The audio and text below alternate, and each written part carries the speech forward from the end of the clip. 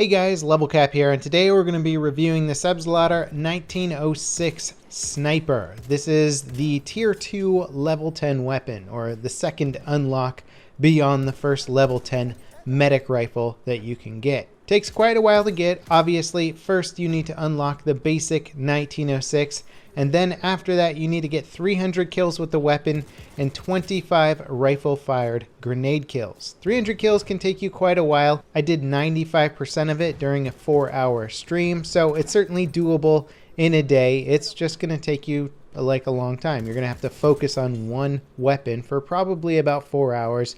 Depending on your skill level. If you're not particularly great at the game, it might take you considerably longer. And also, while I was unlocking it, I was playing as kind of a bad medic, not running syringe, only running with the med packs and the rifle fire grenades, so I could try and maximize the speed at which I unlocked.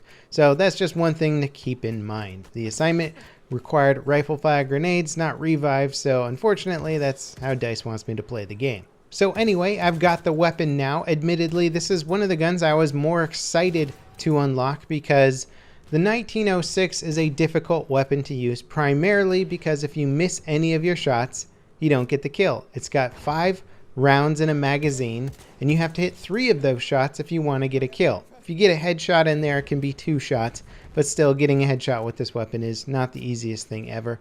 Most of the time, it's going to be a body shot. So the new sniper variant allows me to run with up to a 4 times magnification scope, allowing me to be more precise at the ranges that I want to be more precise at. This is not going to be a weapon you want to take in a close quarter combat. I don't care how good you are at the game, it's not going to give you any sort of advantage. You may as well switch to a revolver at that point, because you're probably going to do better in close quarters with a revolver than you will this weapon. At least you'll have more killing potential. Now you might look at this gun first glance and think, why would you use this over any other medic rifle? There's plenty of medic rifles that have magnified optics. The Mondragon Sniper has got a 10-round magazine, a magnified optic. You can do just fine with that at range. Why take the 1906? Well, simply because the 1906 is very accurate and has a very good rate of fire given its damage output. Close to being one of the best medic rifles in the game in terms of damage output and accuracy. At least at medium and longer range, it is technically one of the better ones. You're just greatly limited by that ammo capacity. So you really got to zero in your accuracy. If you think 5 shots is too few for you to get a kill with, then you're probably gonna hate this gun. But if you start playing at sort of a top tier level, you can make it work. The question is, does making this weapon work really give you a huge advantage? And hopefully we can answer that question by the end of today's video. And as you can see from the video, I certainly warmed up to the weapon, certainly put in a few first place rounds with it, was dominating people, but you gotta be in the right place and you gotta be backed up by teammates. Simply put, if you get overwhelmed by numbers, you're kind of out of options with this setup. The revolver is okay because if you switch to it, you can potentially eke out maybe 2 kills with a revolver. If you hit everything, you could get 3, but that's, pro status right there if you don't miss a single shot with the revolver. So basically, if you kill one guy but he's got a teammate behind him, you're kind of reliant on your sidearm to finish them off. And if there's another guy after that, you might just be shit out of luck. So playing on your own with this weapon, going in solo, being aggressive is very difficult. You're going to be much more reliant on teammates when using this setup than most of the other medic weapons. Unless, of course, you can put yourself in a situation when you're really only going up against one other player, which happens sometimes in Battlefield 1, but a lot of the time there's big force movement, there's lots of soldiers moving around, and if you're looking for an adaptable weapon, the 1906 is not that. I'm not saying it's not good, it's actually quite fun to run with once you get the hang of it, and it's an excellent weapon for taking out really good players. If you know you're going up against somebody with good accuracy,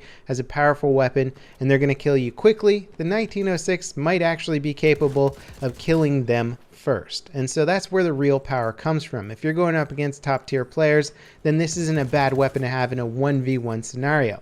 But anything beyond that, and you start to put yourself at a little bit of a disadvantage. And so that's kind of the balance. That's sort of the trade-off with this weapon. Do I want to be great for killing one player and even really good solo players, or do I want to be decent at killing a whole bunch of players? There's other medic rifles out there that give you much more ammunition and options to take on multiple players, and for the most part, the game modes I like to play do involve a lot of players. 64 player operations, 64 player conquest. You can easily turn the corner and see 3 guys. That can be a very difficult situation to deal with the 1906, where other weapons might give you some better options. Now, to quickly run over some of the damage stats here, the weapon shoots 299 rounds per minute, and it does 40 damage in close quarters and 35 damage at range. The important takeaway is that it's pretty much a 3-shot kill at any range, no matter where you hit him. I think you can even mix in a leg shot at range and still get him as long as you got like a body shot in there too.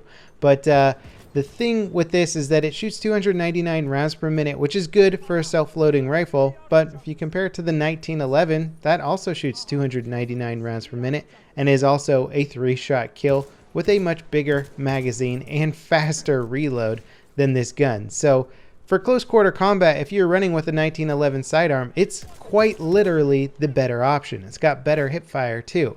So this is a terrible gun for close quarter combat. You want to put yourself at medium range, and now that you have the sniper optic, you have better options at further ranges. You can even sniper duel with it if you want to. If you can mix a headshot in there, it's good. A little bit trickier though to get headshots with this weapon. I mostly just aim for center mass. Now when it comes to advanced tactics with the 1906, whether it's the standard or the sniper variation, there's some interesting reload tactics you can take. Reloading this weapon is one of the worst parts of it because it takes a while to get your ammo back in, and you have so little ammo to begin with. You spend a lot of your time just reloading the damn gun.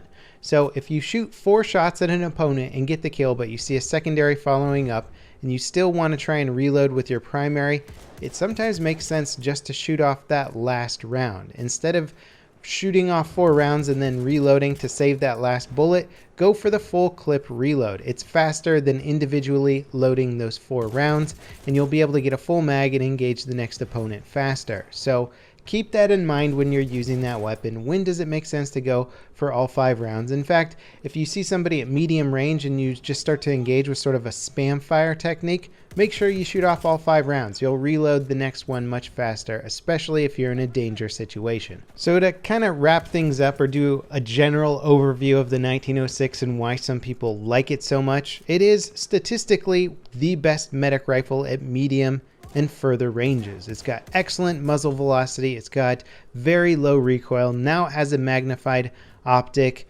It's got a great rate of fire. There's nothing to not like about this weapon aside from the ammunition capacity. If that's going to be an issue for you, you might want to take a look at something like the Mondragon Sniper. I really like that medic rifle. It's got 10 rounds instead of 5, which gives you a little bit more leeway, and you have the ability to take out 2, even 3 targets with that weapon. If you want to take it even further and lower your rate of fire and your range potential a little bit, the M1916 gives you 26 rounds to deal with your target. It's a very easy to use medic weapon. It's not necessarily going to win you firefights against top tier players, but for dealing with a huge mass of infantry or being able to stay in a firefight for longer before needing to reload, it's an excellent alternative. My kill per minute with that weapon is considerably higher than this gun, just on average. So I mean, that kind of goes to show you how much having more ammo counts for versus just having some general damage per second, because killing one player